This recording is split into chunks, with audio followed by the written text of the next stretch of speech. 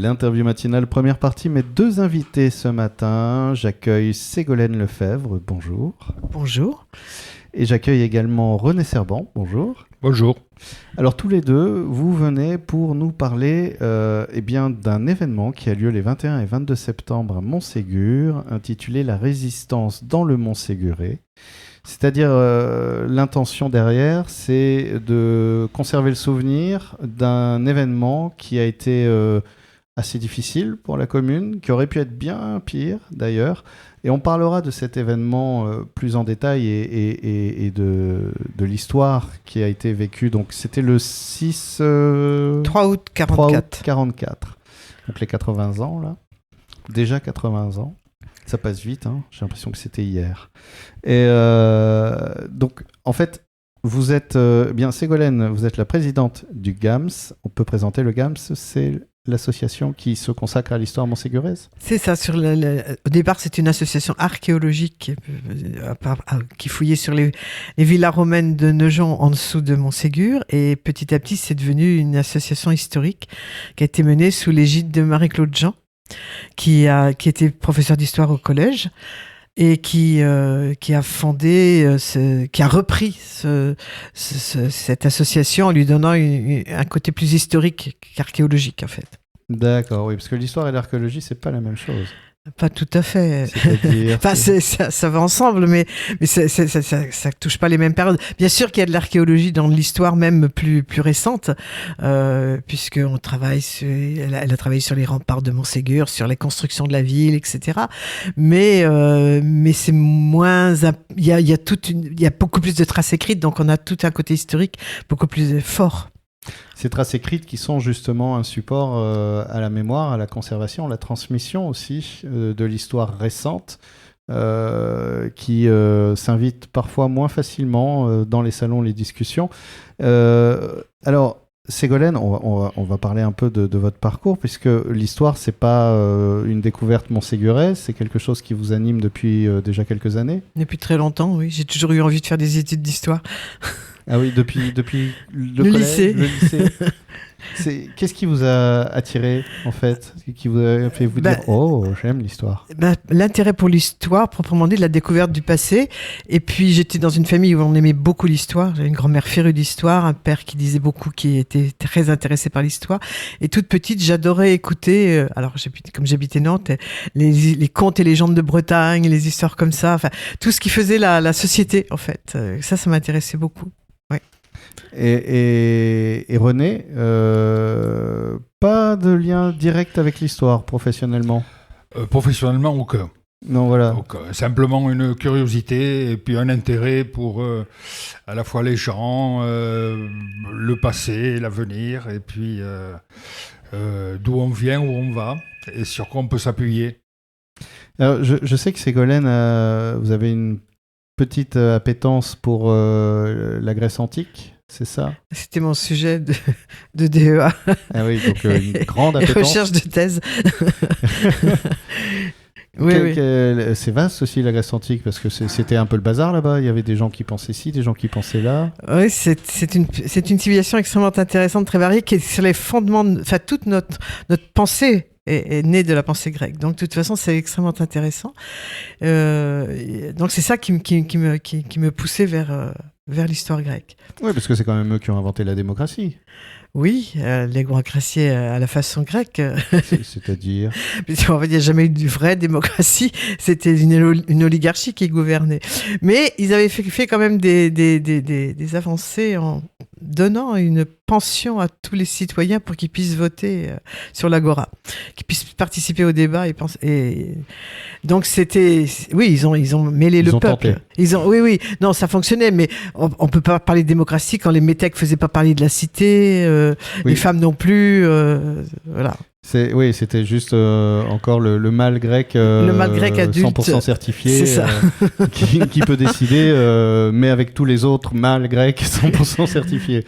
Oui. C'est d'ailleurs un petit teaser, parce que le sujet de cette résistance dans le Montséguré, justement, il y a un film qui sera suivi d'un débat sur le thème de l'esprit de la résistance, et ce film s'attache aussi à à la partie féminine de la résistance, justement. Il n'y a pas que des mâles grecs, enfin d'ailleurs, ou plutôt français là pour le coup, qui ont résisté, qui ont au quotidien, pendant la Seconde Guerre mondiale, l'occupation, eu une action de résistant. Les femmes ont eu un rôle très important, mais c'est vrai que beaucoup plus discret, on va dire, si bien qu'elles ont été oubliées à la libération, en fait. On en a fêté quelques-unes, mais pas beaucoup, en fait. Juste histoire d'eux quand même. Histoire de dire qu'elles avaient été là, mais c'est vrai qu'elles ont été extrêmement nombreuses et que par rapport à leur nombre, on n'en a pas beaucoup parlé après la guerre. Il n'y a pas forcément eu la reconnaissance et la médiatisation. Non.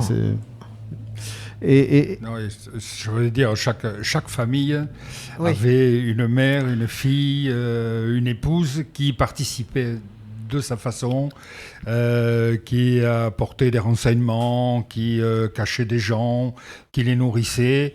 Et c'est vrai que ça n'a jamais été évoqué dans les familles pendant 30 ou 40 ans. Oui, ça a été vécu, puis on passe à la suite. Oui. Voilà. Et d'où ce besoin de préserver la mémoire aussi, et de rappeler un petit peu 80 ans, ça paraît loin et en même temps c'est proche. En réalité, c'est 1-2 générations maximum. Je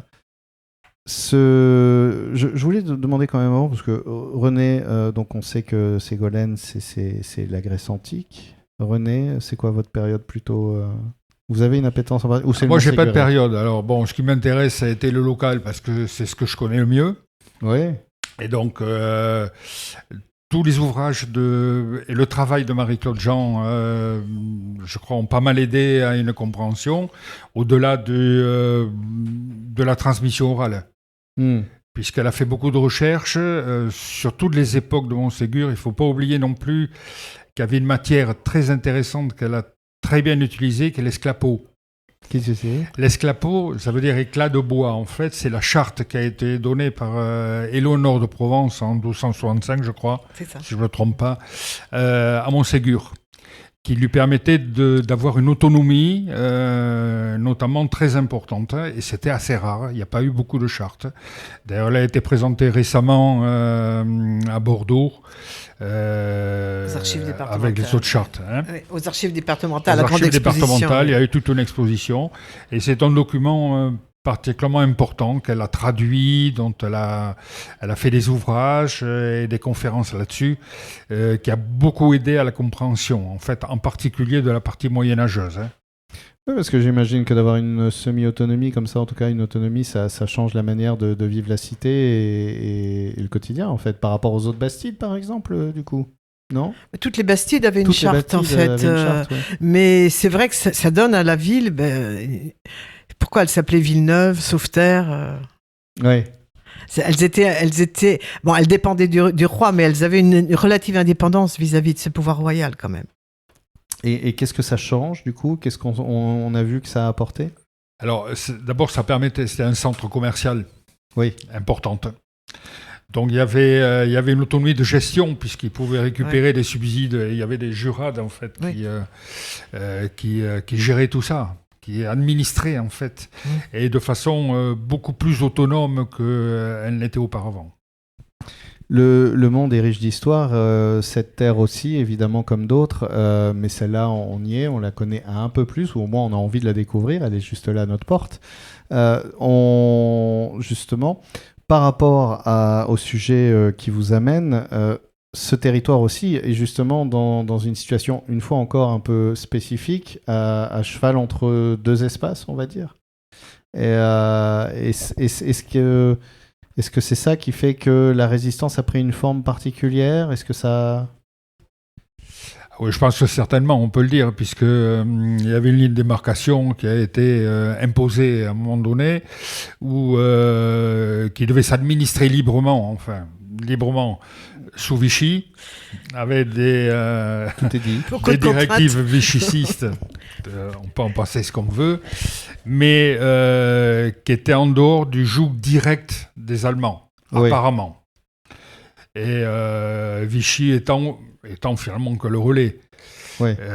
Donc il y a eu une sensation de liberté dans un premier temps, et qui a accueilli d'abord tous les réfugiés, qui a accueilli tous les peut-être les dissidents, Mhm.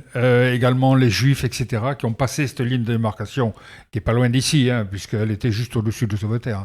Oui, oui. Et donc, qui a créé une identité un petit peu particulière. Qui a donné au moins un peu de temps, un peu d'espace pour s'imaginer, eh bien justement, peut-être, possiblement, entrer en résistance contre cette occupation. Et on développera le sujet, parce qu'on arrive déjà à la fin de la première partie, dans la deuxième partie de l'interview.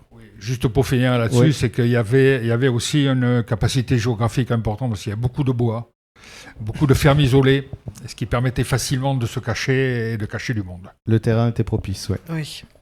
Deuxième partie de l'interview matinale, toujours en compagnie de Ségolène Lefebvre et René Serban, qui viennent nous parler de cet événement organisé à Montségur les 21 et 22 septembre. 2 journées, 2 événements, enfin plusieurs d'ailleurs. Le 21 septembre à 17h30, l'entrée est gratuite au Cinéma Eden. Vous pourrez assister à la projection d'un film suivi d'un débat sur le thème de l'esprit de la résistance avec Marie Nancy. Et le 22 septembre, ce sera un parcours avec tout d'abord l'inauguration des plaques qui rappelleront justement cet événement dont on va parler dans quelques secondes, qui eut lieu le 3 août 1944, et ensuite un parcours qui va permettre de retracer en fait ce cheminement.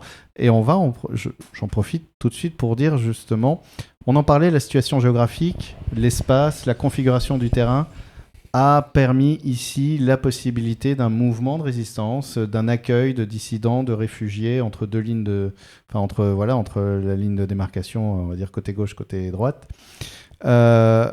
Et cette occupation, qui a quand même fini par déborder,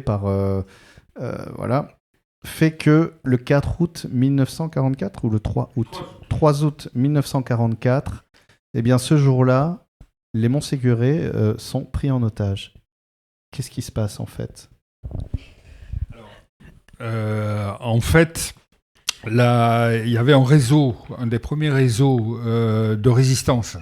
Je ne parle pas des maquis, je parle d'un réseau qui s'est créé à Montségur, notamment autour d'un certain nombre de personnes, dont Robert Darniche, qui en était une des chevilles ouvrières avec Ferchaud, qui étaient des gens d'ailleurs très républicains et très attachés en fait à la liberté. Ils étaient également francs-maçons et ils étaient également dans la municipalité.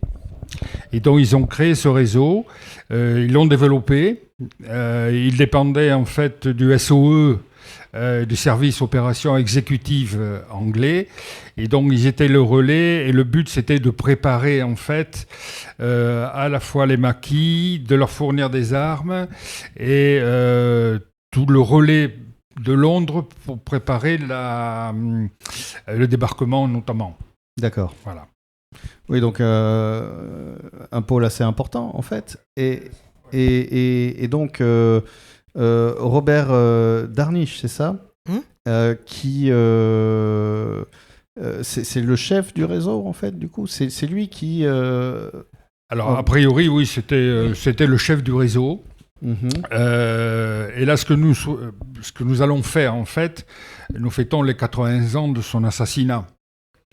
Par les Allemands, ce qui est quelque chose d'intéressant parce que Robert Darniche était un homme ordinaire qui avait 44 ans, qui était cafetier. Oh, il était tout jeune. Et qui s'est engagé dans la résistance à travers ses idéaux de liberté et qui a donné sa vie quand il a vu que Montségur risquait de subir un sort, sinon celui d'Oradour-sur-Glane qui s'était passé quelque temps après, mais de façon très importante puisque la population a été rassemblée sous la halle, prêt à subir en fait les conséquences. Et donc lui, il s'est livré. Alors, pour permettre. Voilà. Remontons le fil parce que toute cette histoire, comment cet événement arrive ? Parce que il s'agit pas à un moment de la garnison allemande qui quitte Montségur et décide de faire tabula rasa, si je puis dire.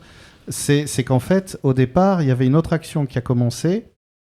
Oui, alors effectivement, les Allemands étaient très, très harcelés Et par tous les maquis qui étaient autour, les maquis Grand-Pierre, les FTP de Duras, et beaucoup de batailles sont passées dans la région, et dont ils ont envoyé un détachement avec l'aide de la commandanture de la Réole, qui était tenue par le lieutenant Bouziel, pour essayer d'éradiquer le plus que possible ces maquis autour de Montségur. Et ils ont commencé par Dieu-les-Vole, ils n'ont pas trouvé.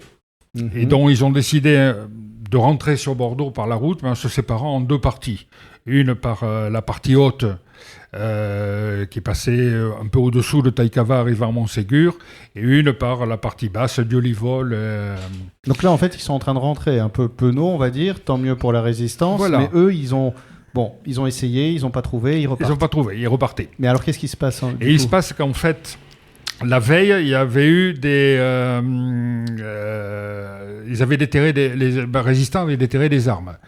Et donc, avaient décidé d'aller les chercher pour armer, en fait, la population qui était de leur côté.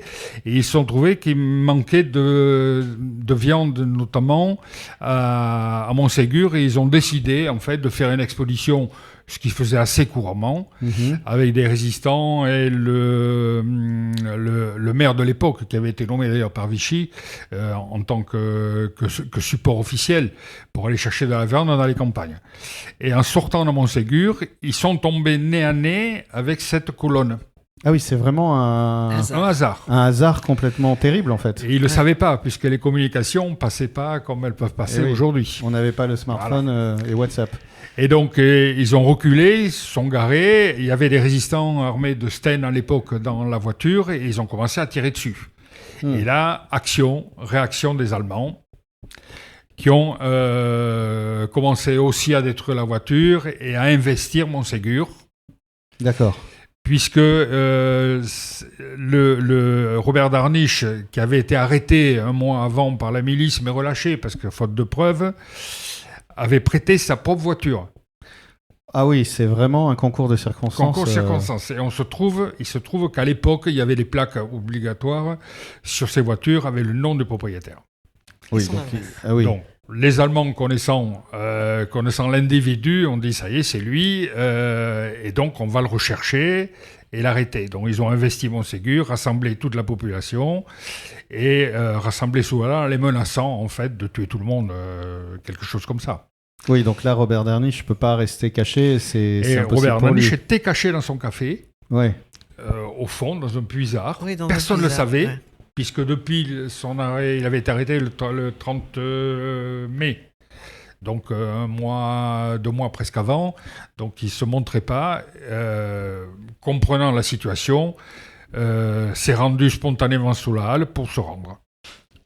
Ce qui est d'autant plus noble parce qu'il se doutait bien de ce qu'il attendait lui, en fait. Il aurait pu rester caché, les gens ne savaient pas qu'il était là. D'autant plus, il se doutait, puisqu'il y avait, qui sera là d'ailleurs, sa petite cousine, et sa cousine qui était sous la halle. Il est allé directement vers elle et il a dit « Écoute, je te dis au revoir, c'est la dernière fois que tu me vois. » Mon Dieu.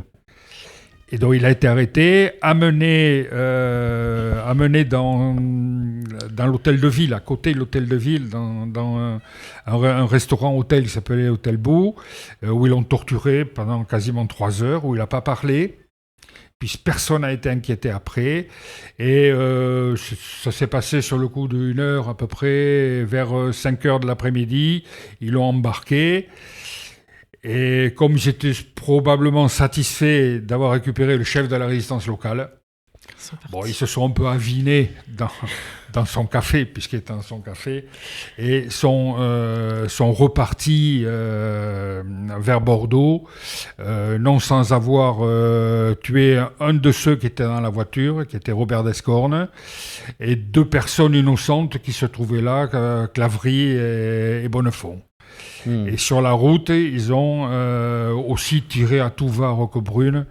Sur une voiture qui leur paraissait suspecte, voilà, ils ont tué une dame. Comme ils étaient très avinés, ils ont tué quelqu'un de façon aléatoire. Et Robert Darniche est parti au Fort du Ha. Et 3 jours après, est mort de ses blessures et de ses tortures. On imagine qu'au Fort du Ha, il a dû aussi être un peu molesté.